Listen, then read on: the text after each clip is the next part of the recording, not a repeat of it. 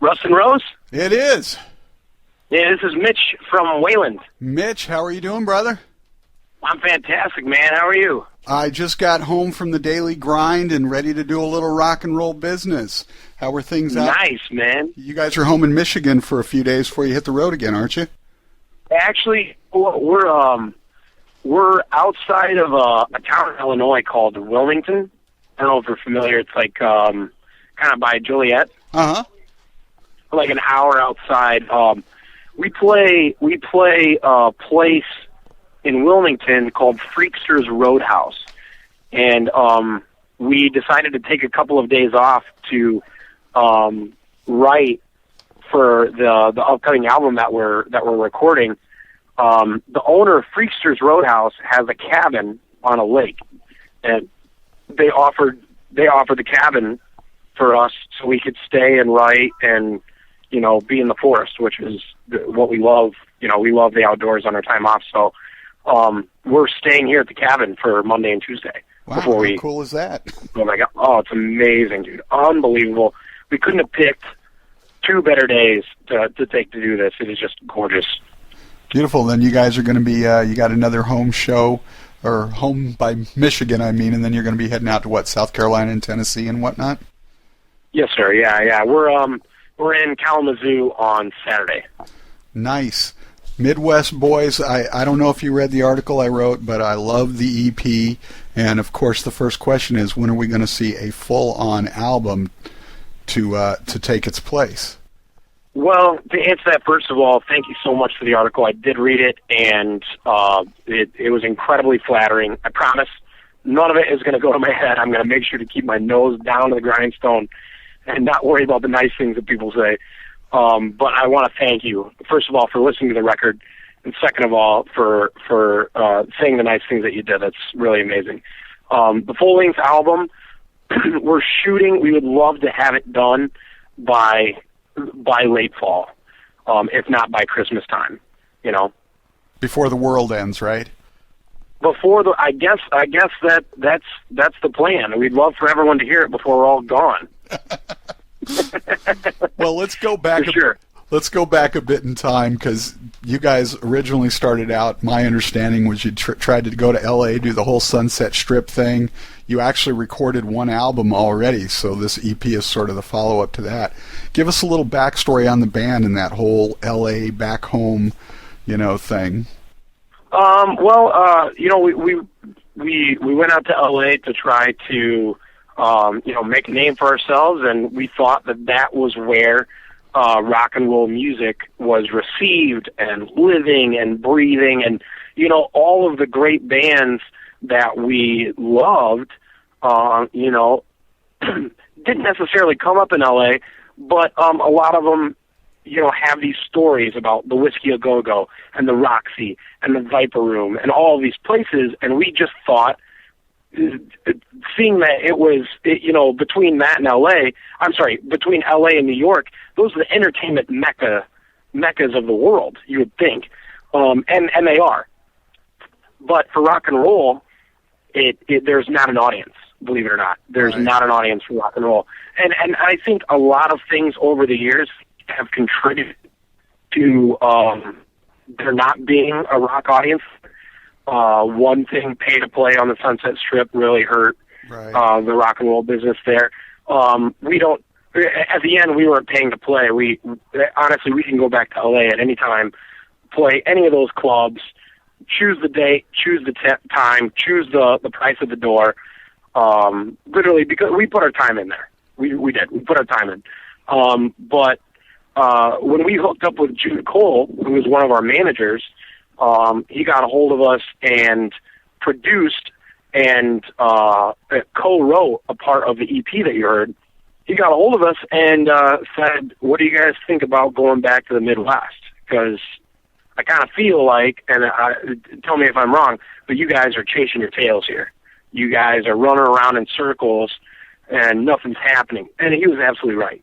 I mean, when you're out there and you're not traveling, you're not going anywhere, you can't saturate your audience. So you're playing once a month, once every 2 months maybe. Maybe you're traveling to go to Arizona and play a show. Maybe you're going to Colorado, maybe.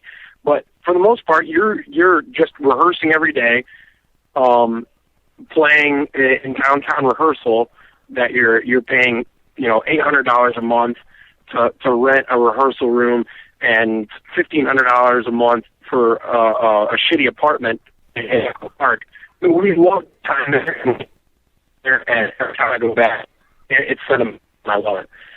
But there's no market for rock and roll. And when Jude was telling us about the Midwest, it was refreshing to find out that it is more than true, because rock and roll is alive and well in Middle America, and that's where the market is. Period. That's where people thrive on it. It's the knuckle busters out there working their asses off that come home after a 13-hour day and grab a beer, and that's the kind of music that they put in to chill out, to relax. When they go out and see a show, they go out to see rock and roll, and that doesn't happen in Los Angeles. It just doesn't. Yeah, and that whole instance of that is just, it's gone, it's died away. And actually, one of my favorite albums last year was from another Michigan band that you just played with the other night, Pop Evil. Amazing record, and they're doing incredible things right now. I can't be more happy for those guys. They're amazing dudes, and I had the luxury of spending about an hour with Lee Kakati in the back of his tour bus with him, and just talking. And every time I'm around, he makes sure to spend time with me. Those guys are like big brothers. They're like they've literally taken us under their wing, and every time they're around, they are just juicing us up with information and knowledge, because they've been beating the pavement long before we were. And it's really cool to find out. We did a television interview there in Battle Creek before the show, and before we went on air, the guy said, I was doing an interview with Pop Evil in Grand Rapids about a week ago, and the reason why we're doing this interview right now is because I asked them, who's the next up-and-coming band out of Michigan right now? Do you know any bands that are coming? And simultaneously, all five dudes were like, Wayland, you got to talk to those guys. You got to see them play. Those guys are making waves, and those guys are doing big things. And I got to say, it was absolutely flattering to find out that they threw us that kind of love, and the show was sold out. They turned away about 100 people at the door. It was a packed house, beyond packed. And we had an amazing show. We were so lucky to be on the bill, and like I said, Pop Evil, they are so gracious and so wonderful because they don't have to be that nice, They do not have to be that nice, and they are. Well, and I think part of that also comes from that whole Midwest upbringing, If they'd been out of L.A., they probably wouldn't be as nice as they are. Hey, maybe not. You know what? I know a lot of bands from L.A., and they may be nice, but I'll tell you one thing that a lot of the bands there are missing is the work ethic. Right. And that's a lot of the reason why our management team got behind us, is they saw the way that we worked. And that's the way that Pop Evil works. And honestly, all the bands that we have toured with and been a part of that are many, many steps ahead of us, the one thing that we notice that we have in common is work ethic. That's bottom line. Bean Pizzazz, the bass player, Wayland, we were talking, and we've been best friends for 12 years and lived together for 12 years. I gotta say, we were talking one day about what we do and how much we love it. And he says, you know what, man, we're working class. This is working class. We are factory workers. We are rock busters. We are mechanics. We are the working class. We're part of that because you're out here getting paid next to nothing, and you're working 16-hour days. We don't yield a hammer. We don't yield a screwdriver. You don't yield a giant press machine. We yield guitars and pianos and mics and equipment, and it may look beautiful on stage. There's nothing glamorous about the life that we live. The glamour is inside. The glamour is in the heart of what we do, and a lot of people don't see that. And we're not trying to expose we're not trying to expose the ugly parts of it, because there's nothing ugly about it. But it was cool to think about it that, you know, watching my dad bust his ass every day and coming home to his kids, you know, to put food on the table and going to work every day and pushing it. That's what we're doing, man. That's what rock and roll is about right now. You know, there's no room for rock stars anymore in our business. You know, if you're talking about R&B or pop, you've got those mega superstars that are pampered, and I got nothing bad to say about them, but it's a different ballgame. It's a different ballgame altogether, because rock and roll for the last, I'd say 5 or 6 years, has been clawing its way along, because the demand hasn't been there. The Grammys this year gave us a ray of hope. That speech by Dave Grohl, the Foo Fighters winning all of those Grammys, it lets us know that the pinwheel is back around. You know, that merry-go-round is coming back around to rock and roll, where people, their bullshit-o-meter is so high right now that if you get on stage with an agenda, if you get on stage with an ego, if you get on stage and you're not real, they don't get it. Right. It just goes. They just are like, oh, this is bullshit. Yeah, I saw this on American Idol. I saw this on the X Factor. I saw this on YouTube the other day. It doesn't work for me, because I think, and everything goes in cycles, and I know that you know this because you're in entertainment. Everything goes in cycles, and people want their entertainment to be real. They want it to feel real to them, and that's why rock and roll is going to make. It's going to make a huge comeback. I'm not saying we're going to make a lot of money doing it, but I will say that people are hungry. People are hungry for the heart of rock and roll. You know what I mean? Yeah, I mean it's sort of a sad thing when I was talking to Rick from Adelita's Way. I guess it was last summer, and he was telling me that he and Tyler Connolly from Theory of a Dead Man were in L.A. and they decided to go out for a night of clubbing. And this is how you can tell that the age of the rock star is dead. They went to a club and they got turned away. Here's two rock stars all over the radio, but a reality TV star like Kim Kardashian got let in right behind them. You know, it is true. And honestly think about, and you know what, I don't have any judgment for any of those people, but how hard is Kim Kardashian working every day compared to those guys?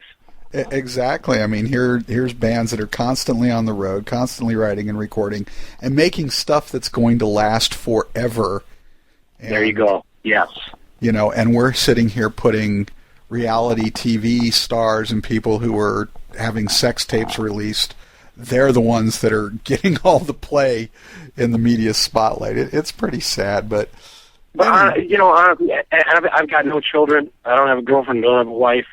But when my kids are getting close to my age, how many of them are going to know Kim Kardashian?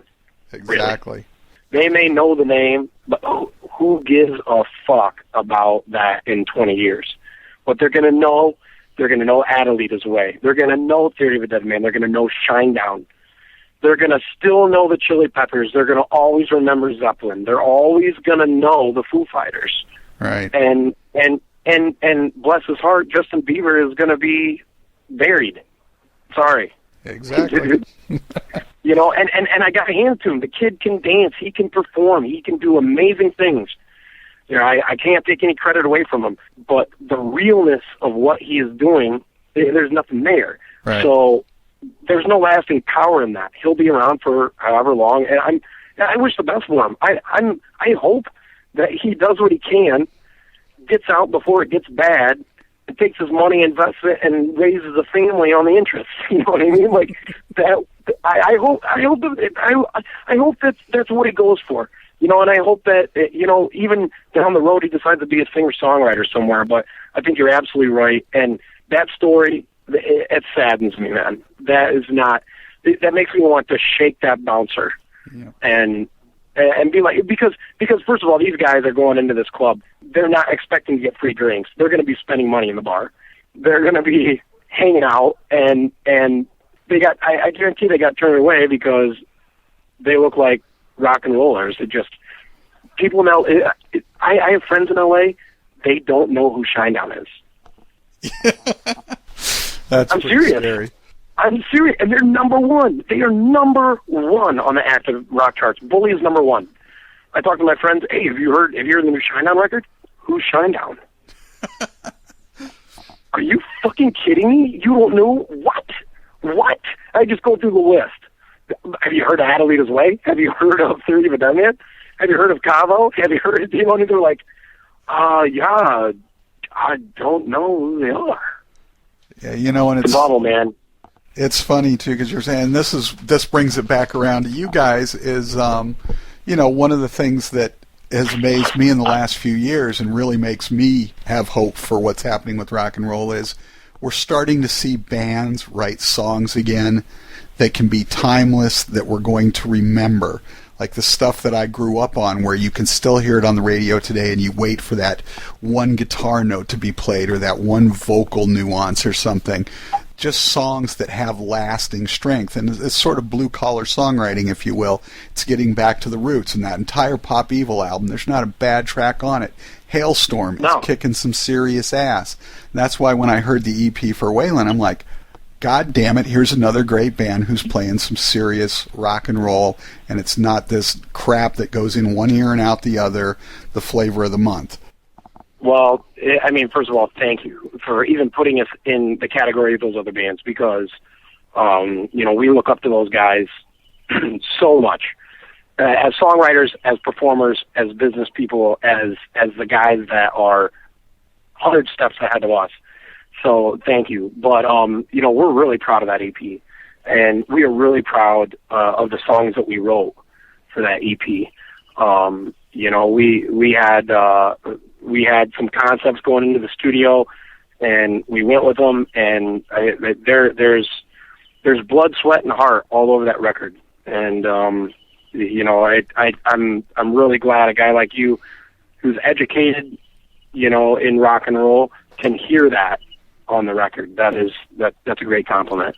Well, I'd love to, before we get out of here, just sort of as an introduction to people who haven't heard you yet, go through the 4 tracks on the album. Of course, we'll start with the first one, the one that you didn't write, but you did a cover of Bob Seger's Fire Down Below. Excellent cover. I mean, it still remains true to what the song is, but very edgy, very ballsy, great take on it. How did you choose that song? We were in L.A. Recording the album with Jude Cole, and another producer named Mike Gurley, and we pretty much had the album written for the most part, or structured in a way that we had those 3 songs that we loved, and we had like 4 or 5 in our back pocket that we were kind of kicking around, and the idea was brought up that we should do a cover. More as you know, a lot of artists go into making an album as a piece of art, and I commend them for that. The way that it is right now, we're trying to make a living. We're trying to make this a business. So there comes a time, even in the creative process, that you have to look at it like a business. Am I wrong? Yeah, unfortunately, that's way too Yeah, you true. have to. Yeah, we want to make a business out of this. So we say what is going, you know, if we can't, what's going to get attention onto these originals? Well, you know, if we put something familiar on the record, and we've never covered a song on a record before, and we thought it would be a good idea if we threw a cover on there. You know, granted that we didn't just totally rip it off, and it was our own take on it. So we sat down with that idea. That was the basic idea. We want to do a cover. So then, being that our influences just happen to be great songwriters, and every time we put a song out, we think about it. You know, like, are we songwriting here? Like, is the lyrics that go down on the page? We study these things and go over them again and again and again to try to put out the right thing. You know, like we take this craft very seriously, and Jude Cole has helped out a lot with that. Being that a lot of these guys that we look up to are amazing songwriters, we wanted to pay homage to a great American songwriter. Being that we are based out of, and 3 of our members are from Michigan, and we have a home base in Michigan, we said, let's pay homage to a Michigan songwriter. We start, and that it's not a very long list, but these are very influential rock and roll artists. Absolutely. I mean, you've got Kid Rock. You've got Kid Rock, who does amazing things for the state of Michigan. Even you go to the rap side of things, you've got Eminem, who has done incredible things for Detroit. Him and 50 Cent, has done unprecedented things for that state. And how can you forget Bob Seger? Right. You can't. He's got a song list. It's a juggernaut.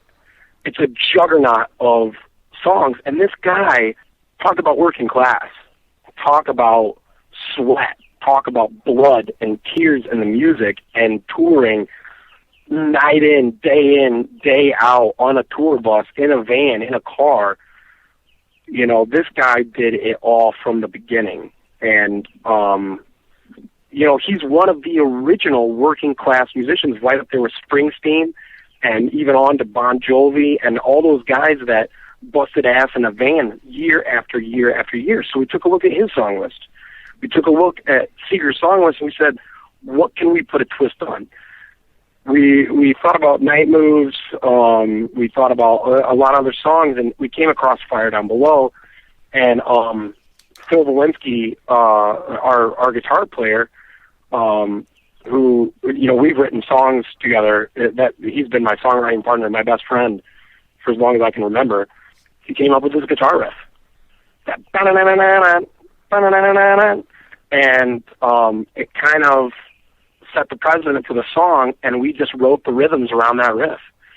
And we started getting into it, and Jude and Mike, all of us were like, this is what we want to go with. This is what we want, because it was such an interesting take on the song. But we felt that it still stayed true to the original, but it was far enough away that we weren't just ripping it off. Right. And, anytime you do anything like that, it's a gamble. Because, you put that out in Michigan, you better be ready to have your asses chewed to pieces. Honestly. I mean, it could have gone the opposite way. They could have gone they could have been like, I cannot believe that cover of Bob Seger. It is awful. Well, if you're honest about what you're doing, people can feel it. And you know what? I'm glad they did, because we put it out. It went to number 1 on WGRD 97.9 in Grand Rapids, and it remains a staple in our live show. And it was the vehicle, literally, that got Welcome to My Head onto the radio. Because for the few stations that were playing Fire Down Below, there was an open door. Right. They're like, okay, I like Wayland. I do. I like Wayland. So what's the single? There you go. There's an open door. This is a single. It's Welcome to My Head. Welcome to My Head hit, and then we had a ball to start rolling. Literally, it opened doors all over America for Welcome to My Head, and we can't be more excited about this single and the progression of where it's taking us. We're just beside ourselves, man. It's amazing. Well, tell us a little bit about Welcome to My Head as a song, how it came about, and the story behind that. Welcome to My Head actually was, believe it or not, lead singers are a little bit crazy. You wouldn't believe me if I told you, but we're a little bit out of our minds, and thank God. But I out of everybody, I would say that I try to stay away from being too demanding on a day-to-day basis. But to write songs, you got to be a little bit out of the box, and I think that I fit in that category. So we started the song with the concept of this person who is just a little bit out of his mind. And I think rock and roll, it takes those kind of people to make rock and roll anyway. All the people that I love and all the people that I look up to, I think that you would agree, the people that you interview, rock and roll is very interesting. It's an eclectic group. It's a beautifully unique type of person that it takes to be on the road and write songs like this. And so it's not a detailed look, but it's kind of like a look into my psyche a little bit. I'm really into mind over matter, doing things out of the box, bend the spoon, break the chain, kill the curse living in my brain. You know, like, we started with that kind of stuff, and we started with the premise of Welcome to My Head, and we wrote a melody around that. And you know, it's just rock and roll in the end of the day. It's just a simple rock and roll song. And, you know, we just wrote lyrics around that premise. Of just me being a little bit out there, a little bit crazy, a little bit, and we wanted to make it sound on the edge, like right on the edge of thinking, on the edge of the cliff, on the edge of life. And that's where we live. I think any band that's doing what we do, being in a different town every night, being in a different bed every night, being with a different girl every night, being, you know, on a different stage every night with a different audience, you know, you live right on the edge, wondering if you're going to eat today, wondering if you're going to shower, you know, wondering if your mom's going to hear from you for the next week or whatever. You're living right on the edge, and that's what we wanted to capture in the sounds that we did it. And actually, believe it or not, we based the whole record off of that sound of Welcome to My Head. We found the idea, we found the concept, and we went with that for the whole record, basically. Not necessarily the concept for the song, but that sound. Right. We're like, we've got it. We've got it. This is what we want for that record. And so, I mean, the other songs, obviously, they sound different. But we were A being Welcome to My Head the whole time, you know. Right, but there's still a signature there. Now, my favorite song on the EP, because it sort of reminds me, and I've done this in relationships where it's like, as soon as you feel perfectly content and happy, you're like, what's wrong with this? There's got to be something wrong with this person. Nobody's Perfect is a great song, and it reminded me of that for myself. Hey, thank you. I mean, we love that song. It's a great song live. And actually, whenever we were releasing Welcome to My Head, you know, 97.9 GRD in Grand Rapids, they were the first station to get behind us. The Free Beer and Hot Wings show got behind us, then the station, and they have shown us so much love since then. The GRD will always be our home. 97.9 GRD in Grand Rapids will always be our home away from home. And we were telling them, you know, Welcome to My Head was a single. And they're like, well, we want to release Nobody's Perfect. That's what we want. That's what we want to do, because JT, the program director, was such a big fan of the song.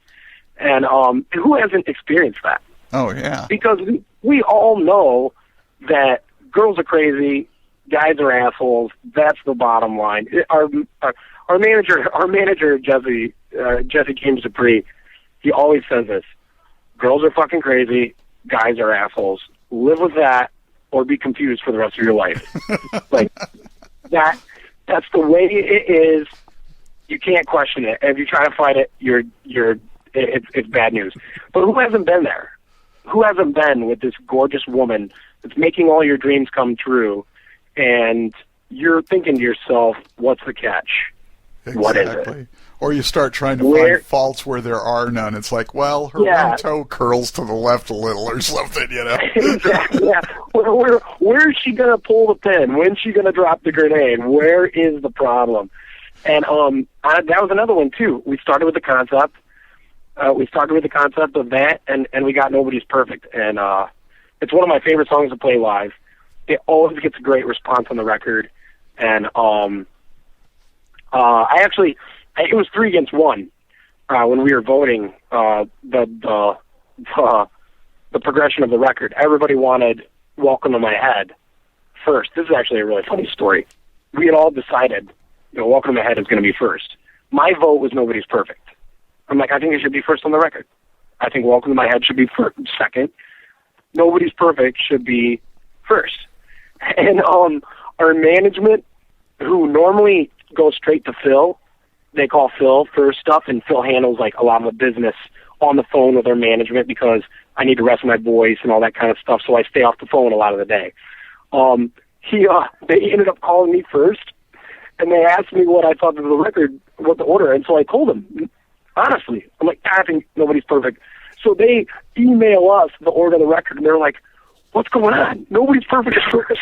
I was like, I told them what I thought. I'm sorry. They're like, you should have talked to us before you. I'm like, Jude called me. I just answered honestly. That was it. I didn't know that it was going to be the end-all, be-all. I had no idea. And the ongoing joke is kind of like, oh, yeah, why don't you ask Mitch? And the four of us get along. We are all best friends, and we've lived together for a really long time. And that's a unique part. We meet bands all the time that have been together for a lot of years, and they say, you guys get along really well. What's the secret? What's the deal? Because we're all best friends, and we're in a 15-passenger van for most of our life, and we barely fight. If we do, it's like, I want to go to Wendy's. I want to go to McDonald's. Which one has the better salad? Well, I don't like Wendy's salad. Well, I don't like McDonald's salad. Wendy's is on the right. We're going to Wendy's. Oh, crap. Ask Mitch. Yeah, ask Mitch. Yeah, they're like, why don't you ask Mitch? He'll tell you.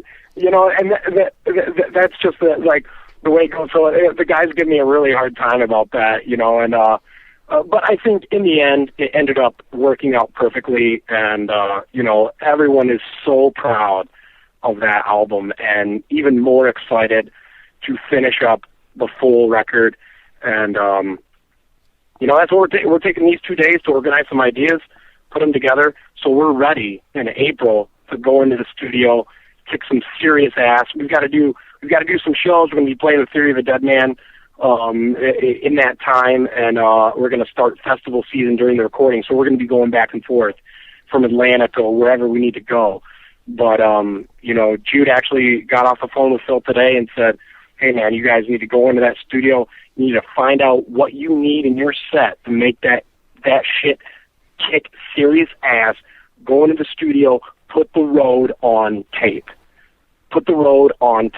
So that's our plan, man. That's what we're going to do, and we're going to carry that sound of Welcome to My Head and Fire Down Below, Nobody's Perfect, and On My Knees, and we're gonna expand it. We're gonna make it grow and keep the ball rolling.